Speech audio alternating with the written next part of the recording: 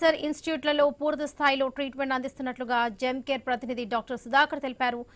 నగరంలో breast cancer పై అవగాహన rally నిర్వహించారు. ఈ ర్యాలీలో ఐఎంఏ ప్రతినిధులు డాక్టర్ రెహానా బేగం, డాక్టర్ కూరపాటి ప్రదీప్ కుమార్ ముఖ్య అతిథులుగా పాల్గొన్నారు. క్యాన్సర్ రోగులు సుదూర ప్రాంతాలకు వెళ్లకుండా ఖమ్మంలో జెమ్ కేర్ క్యాన్సర్ ఇన్స్టిట్యూట్లో అత్యుత్తమ వైద్యం అందిస్తున్నట్లు డాక్టర్ సుధాకర్ తెలిపారు. ముందస్తు పరీక్షల ద్వారా బ్రెస్ట్ క్యాన్సర్ను తీవ్రతను తగ్గించుకోవచ్చని అన్నారు.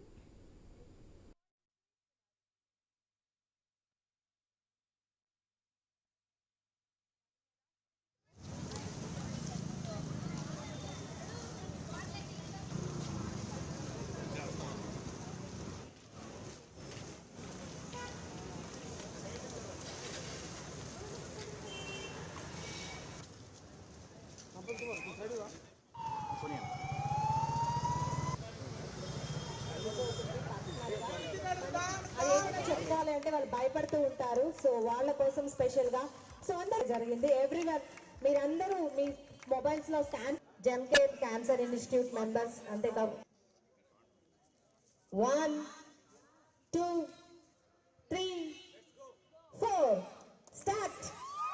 Wow, so beautiful. అందరూ గట్టిగా క్లాప్స్ ఒకసారి.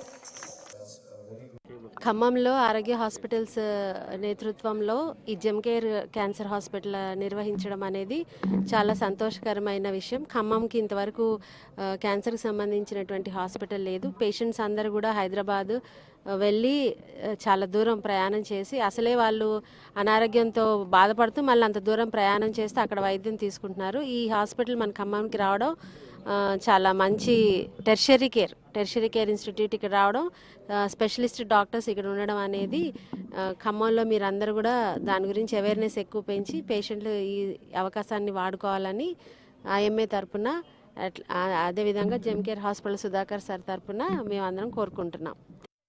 ఖమ్మంలో మొట్టమొదటి క్యాన్సర్ హాస్పిటల్. దీంట్లో ఈ క్యాన్సర్ హాస్పిటల్లో భాగంగా మనం ప్రతి డిపార్ట్మెంట్ని అంటే medical oncology, surgical oncology, radiation oncology, palliative services, ఇంకా పేషెంట్ క్యాన్సర్ లాస్ట్ స్టేజెస్లో అవసరమైన హాస్పైస్ కేర్ కూడా మనకి ఇక్కడ అందుబాటులో ఉంటాయి.